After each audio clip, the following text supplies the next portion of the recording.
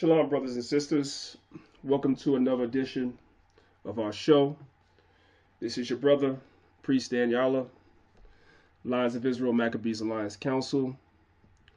Today we're going to take a look at a recurring topic and subject of debate concerning the Bible, and that is Deuteronomy chapter 28, verse 68. It is one of the core scriptures that we as Israelites use to prove who we are as being Israelites, and how we ended up on the shores of America. One of the ways that we ended up on the shores of America and the other lands of our captivity here in the Western Hemisphere. Because the Israelite movement is growing at such a phenomenally rapid rate, word is out. People are waking up by the thousands. People are leaving the Christian church in droves. The Christians are getting desperate. And so what they've done now is they're having all these different conventions and different meetings and live streams and hangouts and discussing different methods and methodologies of trying to debunk the fact that we woke up to be an Israelites. You've had the so-called white man that calls himself a Jew claiming this identity, and the Christian church has no problem. The so-called white man that calls himself a Jew never really has even had to prove that he was a Jew. He simply makes the claim, and the world is okay with that. But now that we are waking up to who we are, they're going to try to use every weapon at their disposal to try to plant the seed of doubt in the minds of our people. One of the things that they're doing with this chapter in Deuteronomy 28:68 is they are going to commentators and they're going to historians like Josephus to try to debunk the fact that we say that this prophecy fits us and how some of us got here to the Western Hemisphere. They're saying that the first portion of this verse in Deuteronomy 28:68 was fulfilled in 70 AD. That's what they're saying, during the time of General Titus. So let's read Deuteronomy chapter 28, verse 68. I'm only focusing really on the first portion of this verse. I'll do more on it later, but there's already a lot on it already. But anyway, Deuteronomy chapter 28, verse 68. And the Lord shall bring thee into Egypt again with ships, by the way whereof I spake unto thee, thou shalt see it no more again. And there you shall be sold to your enemies for bondmen and bondwomen, and no man shall buy you. Now we understand that Deuteronomy the 28th chapter is cyclical. Meaning that when you read Deuteronomy the 20th chapter, those curses was pronounced on us through Moses by the Most High if we broke his laws, and they came down upon us in several captivities. So history repeated itself over and over again. But verse 28 is really a special verse because it is one of the linchpin verses in the Bible that has caused us to realize that we are the children of Israel. You do not read historically, from what I've read, unless there's something out there and they can provide me with the sources. I'm open to it. You do not read historically of the Jews going back into Egypt with ships. They say that Josephus said that, but we're going to go and look at the writings of Josephus and see if that's what Josephus said. We're going to see that, okay? But before we do that, what I'm going to do first is I'm going to play you a portion of a video, and I'm going to give you some commentary on the video, right? Then we're going to look at what Josephus said, and then we're going to look at a couple of other things really quickly. This video is not going to be very long. So I'm going to play you this clip from this video that I downloaded off of YouTube. If you look at the thing as it's scrolling across the bottom of the screen, that's the title of the video. It's called Deuteronomy 28:49 through 68, fulfilled by the Roman Empire, so-called black Hebrew Israelites debunked. That's the new thing now, to try to debunk us, right? So I'm going to start playing this video shortly, but I want to read what's on the screen. Because this guy's telling on himself. And he's proving our point. Watch. The Mediterranean Sea. The Roman Empire used ships frequently to go from Rome to Greece, which he spelled wrong, but I'm not going to nitpick. The Roman Empire used ships frequently to go from Rome to Greece to Egypt. So they were using ships to travel between Egypt and Rome, or Egypt and Greece. That's what they were doing. It doesn't say anything here about them using ships to go from Jerusalem into Egypt, which is what we just read in Deuteronomy 28. Even this person that made this video is letting you know where the ships were going in between. Let's keep reading. Let's read it again. The Mediterranean Sea. The Roman Empire used ships frequently to go from Rome to Greece to Egypt, among other provinces of the empire. At the time, it's a historical fact that the Roman Empire had a large navy they used in the Mediterranean Sea. I'm in agreement with that. I'm in agreement with that. Let's continue to play the video a little bit from here, and I'm going to comment on it some more.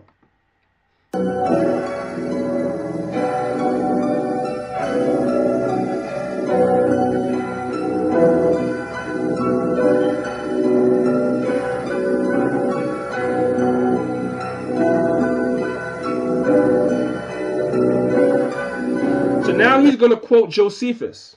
Here's the issue I have. This guy quotes Josephus and types it down, but doesn't take you to actually read Josephus. This is the age of the internet. You could easily go on a website. They have free PDFs with the Josephus on the website. Why didn't you go there and read it? Now, let me say this quickly about Josephus, not to get off the topic. I'm not a big proponent of Josephus. Like, I read it, I have it, I do use things out of it for historical purposes, but I also understand that there are later interpolations that have been put in there, so forth and so on. We understand this, we study. All right. But since this is the source that they're using, the least they could do is get the source right, since they're trying to use it against us. So this is what he says. He says, quotes from historian Josephus, who documented the wars of Israel and the Roman Empire and the Roman siege of 70 AD. Let's keep playing.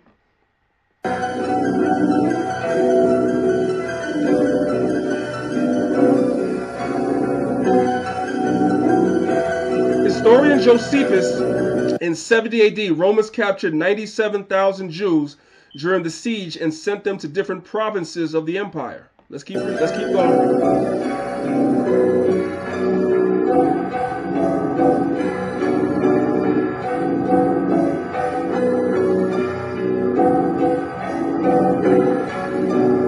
Historian Josephus, I'm stopping this so the music can, because the music is terrible. Historian Josephus, 70 AD. Now, here's another thing I don't like about what this dude is doing, right? Even if you pick up a Josephus is huge. It's a huge book. He's not telling you where to go. You got to go through the whole Josephus pretty much around, well, not the whole thing, but the chapters that's dealing with around 70 AD. It's a lot of reading. They don't even tell you where they got it. I'm going to show you where they got it. Okay? Historian Josephus, 70 AD. But picking out such youths as were remarkable for stature and beauty, he reserved them for the triumph. And the rest that were above 17 years old, he sent bound to Egypt. Didn't say they went by ship. Doesn't say they went by ship. He sent bound to Egypt to be employed in labor there. Titus also sent many of them into the provinces. Let's keep going.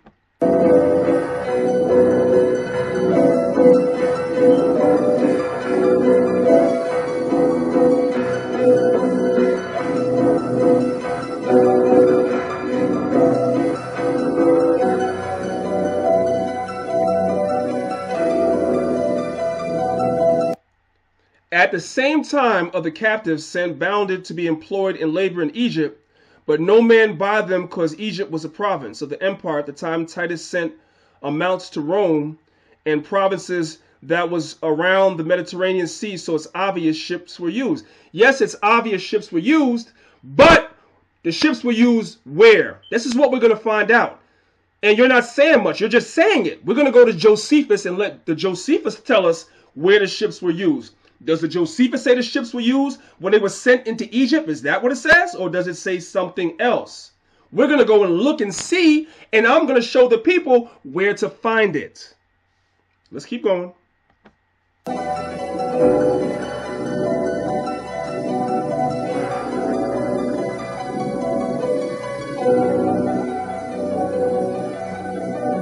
Just a couple more things in this video I want to point out. I got a couple other things I want to point out. Because these guys are all using the same tactic, and it's disgusting. Now, this is what this dude says, right? Titus was not dumb enough to waste resources and time to risk walking bonded prisoners by foot over 200 miles, it should say, through the desert from Jerusalem to the province of Egypt in 70 AD. No trains, no cars, no planes, no buses, but big ships that they use frequently. My friend, that's your opinion. Is that what Josephus says? Is that what Josephus says? That is your opinion. We're going to read what Josephus actually said.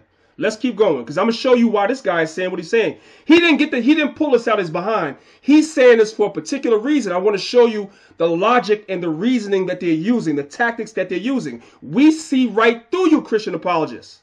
That's why I hardly deal with y'all, because y'all are not on the level. We got work to do. Y'all are the weakest link.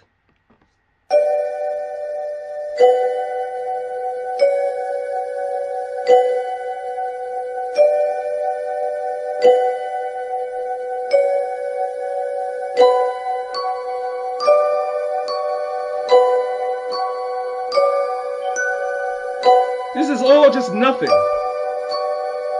This all just nothing, man. Now, here's where it gets interesting, right?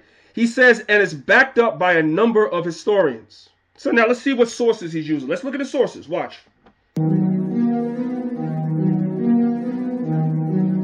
First historian, Emil Schumer. Emil Schumer. Let's look into him real quick. Let's come back over here. Let's look into this guy real quick. Emil Schumer. Okay, this is Scherer, excuse me. Emil Scherer, okay? He was a German Protestant theologian known mainly for a study of the history of the Jews around the time of Jesus' ministry. But I want you to look at when he was born and when he died. He was around in 1844. What's my point? This guy is coming on the scene over 1,000 years after Josephus. And he's giving his opinion. That's what he's doing. He's giving his opinion. He is a Bible commentator. This is not a source. He's giving his opinion. Look at when he was around. You can't use this to prove that Deuteronomy 28 is not talking about us coming to these shores. You can't use this. Sorry. Let's keep going. Let's go back. Let's go back to the video. Let's keep playing it. All right. So it says, Emil Schumer, multitude of those who were sold there away as slaves at the annual market at Heron-Hinth, if I said that right, of Hebron, they were offered for sale in such numbers that a Jewish slave was of no more value than a horse. What could not be sold there were brought to Gaza and sold there, or sent into Egypt, on the way to which many died of hunger or of shipwreck. So he's quoting somebody from the 1800s making this statement. This is a commentator. And this is what is passing off as proof to try to debunk us. Please.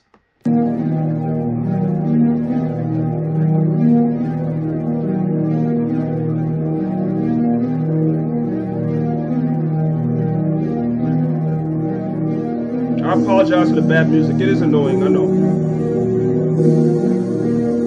But this is important, so just bear with me, fam. Here we go. Another historian, Munter. Let's look him up for a second.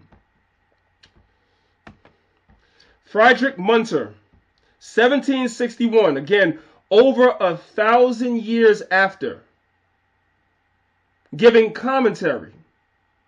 How does commentary debunk what we're saying? Commentary is just that, commentary. And would you expect so-called European white men to make commentary that we're the real Jews? Does that even make sense?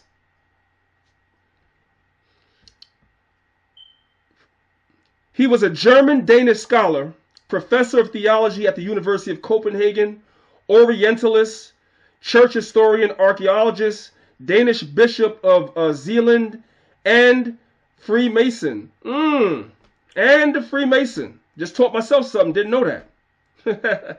Anyway, he was around 1761.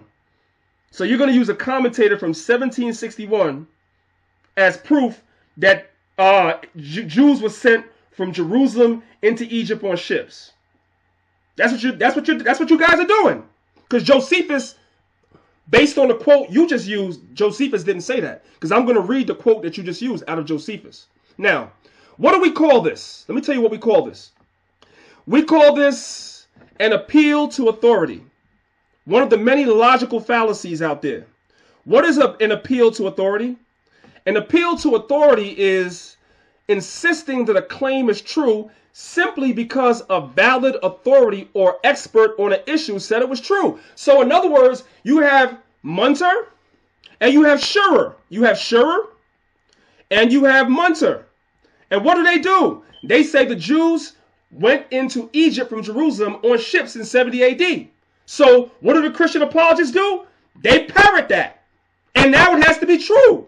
And now you've debunked the black Hebrew Israelites. Or so you think, but you haven't. See?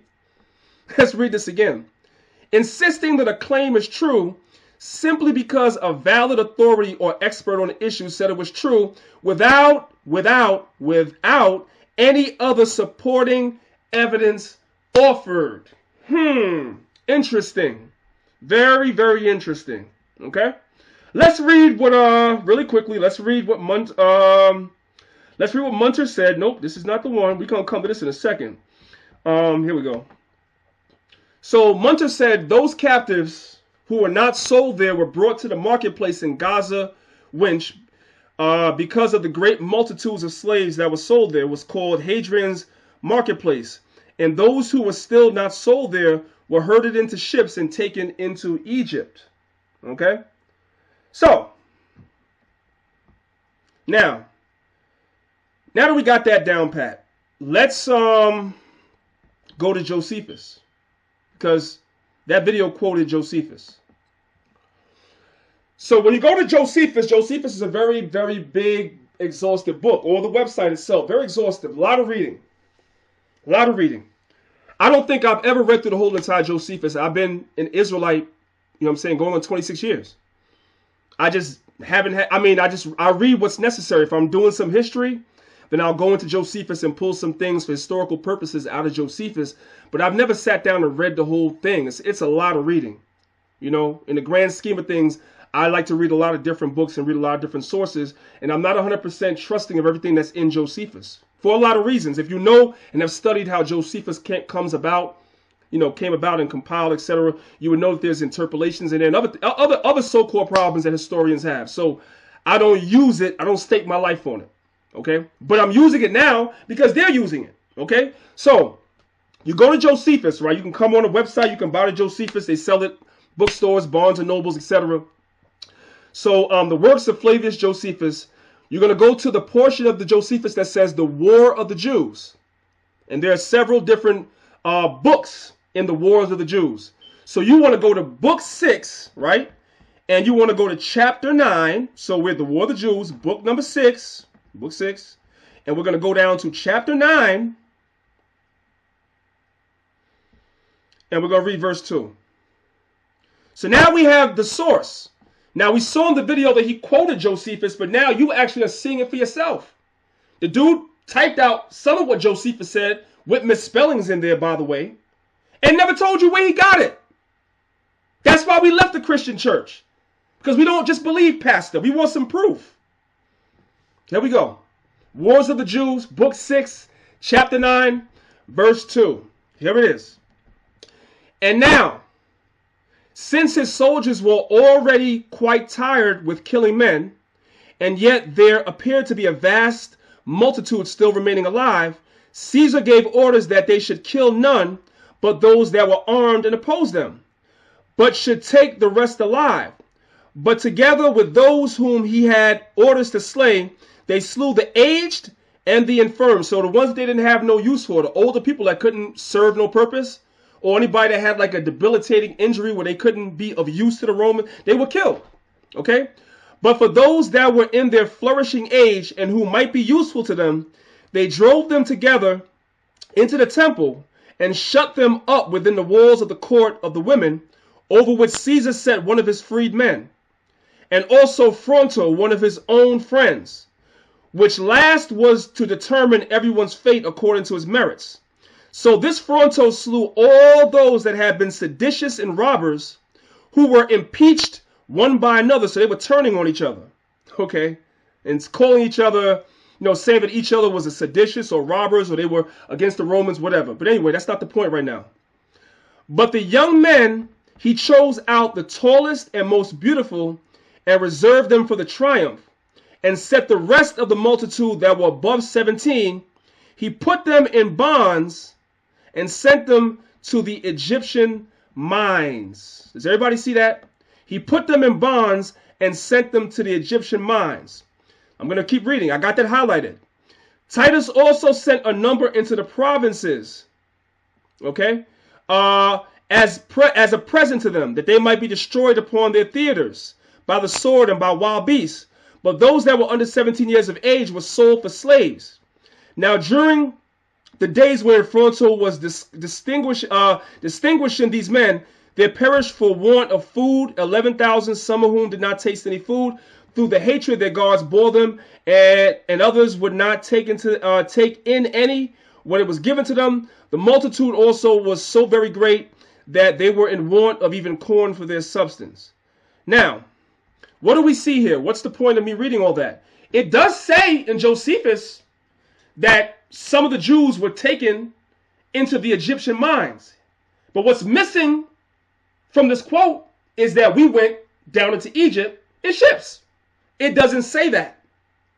So that has been added in by the commentators from the 17 and 1800s and by the Christian apologists of today. And we should believe them because they want everybody to have what is called an appeal to authority. Because they say so, and they're supposedly an authority or an expert on the issue, we should believe them. But as Jay-Z once said, we don't believe you. You need more people. So once again, we were reading where? This is Josephus, War of the Jews, book 6, chapter 9, verse 2. Now, let's go to book 7, one book over. Book number 7, War of the Jews. Book number 7, we're going to chapter 5, and we're going to read verse 3. Let's see what we find over here. There we go. Chapter 5, verse 3. Y'all can see I already have it highlighted. Watch this. So Titus took the journey he intended into Egypt and passed over the desert very suddenly and came to Alexandria and took up a resolution to go to Rome by sea. So Josephus never said they went down into Egypt by sea or with ships. He says they left Egypt and went to Rome by sea. Do y'all see that? Hopefully you see that. See that bait and switch garbage that they be doing? Let's continue. And as he was accompanied by 2 legions, he sent each of them again to the places whence they had before come. The 5th he sent to Mysia, and the 15th to Pannonia. As for the leaders of the captives, Simon and John, with the other 700 men, whom he had selected out of the rest as being eminently tall and handsome, he gave order that they should be soon carried to Italy, as resolving to produce them in triumph. So what are we reading here? That Titus took certain of the Jews and brought them into Italy by sea. Is that the prophecy that we're reading here? It says we would go into Egypt with ships. That's what the prophecy says. That's what we've been teaching. When you look here in Josephus, when it says us going into Egypt, it doesn't say us going down there by ships. It doesn't say that. But that's what the prophecy says. When we did get on ships, we went to Rome by sea. Hope y'all see that. I ain't got to go too much farther. The video's getting too long as it is. All right? But I just wanted to show y'all that. Let's come here. This is another guy. So you can see the title on the video here. Deuteronomy 28:68, Black Hebrew Israelite Doctrine Exposed. That's all these guys is trying to do now, is so-called trying to expose us. I mean, it's sad. It really is. Let's go. Now what I'm going to do is I'm going to show all of you why Deuteronomy chapter 28 verse 68 has already been fulfilled long before the transatlantic slave trade ever happened. In this video, he doesn't show us nothing. All we do is hear his voice. He doesn't show us anything. He calls himself putting some links in the description box of this video, but I want you to listen to the links that he's going to put out there. Just listen. For those of you who don't know, many of the Hebrew Israelites like to use Deuteronomy 28:68 to try to prove that through the transatlantic slave trade that it somehow fulfilled Deuteronomy 28:68. But in reality, this prophecy was fulfilled a long time ago before the transatlantic slave trade ever happened. Not to mention it would contradict it, considering slaves were sold in the transatlantic slave trade, and the prophecy says that they'll try to be sold, but they won't. But no one's going to buy them. The word there is redeem. Nobody will be able to redeem them. Buy is Old Quaker English for redeem. Nobody will be able to redeem us out of our captivity that the Most High put us in until he sends his son. It's not literally talking about somebody buying us, man. The English language has undergone hundreds, if not thousands, of changes over its lifespan. It's called Newspeak. Words have multiple different definitions. You literally taking that to mean buy? I mean, these Christians are sick, man. So let's review this history, and hopefully a lot of you will see this and will renounce your faith in the Hebrew Israelite camps and will turn to Jesus Christ. Okay, guys, I'm going to be reading from a website called Grace Through Faith. I'm going to provide the link. Grace Through Faith is not a source. A website called Grace Through Faith is not a source. This is what you use to debunk us, our doctrine. A website called Grace Through Faith.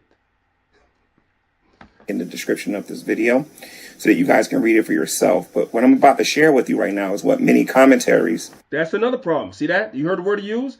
What he's about to share with us is what many commentaries, not sources, commentaries, white people's opinion from the 17, 18, and 1900s. Come on, man. Let's go back. Let's provide the link in the description of this video so that you guys can read it for yourself. But what I'm about to share with you right now is what many commentaries or commentators believe happened, believes how Deuteronomy chapter 28, verse 68 was fulfilled. So let's get to it. It says, several commentators believe this prophecy was fulfilled beginning in the time of the conquest of Jerusalem by Titus in 70 AD, and ending with the complete expulsion of the Jews from the remains of the city of Hadrian in 135 AD. One Bible commentary explained it this way. Numbers of captives were sent by sea into Egypt, as well as into other countries, and sold for slaves at a vile price, and for the meanest offices. So what we need to know is, and I'm not even going to sit here and be proud and say that those sources don't exist. We need sources for what the commentators said. What are the ancient sources that they're relying on that says that we went into Egypt in ships? That's what we need to know.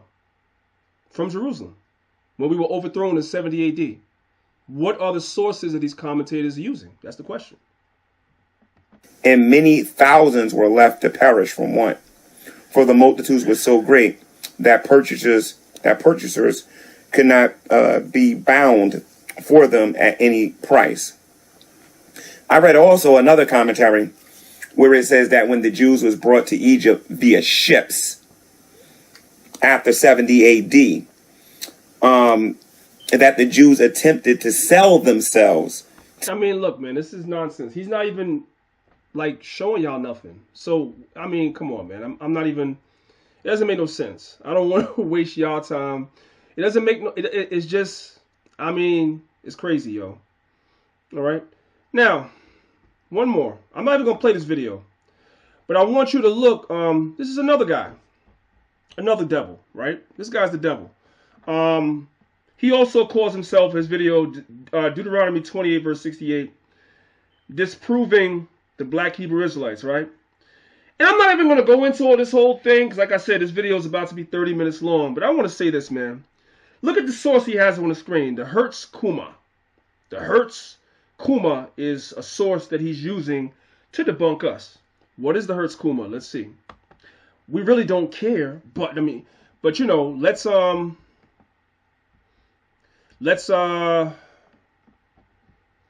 see what it is, right?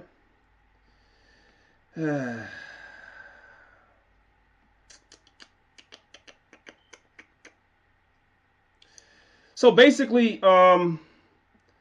this is a commentary that was put together by a rabbi by the name of Rabbi Dr. J.H. Hertz. Okay, he was born in 1884, and he started work on his commentary in 1920.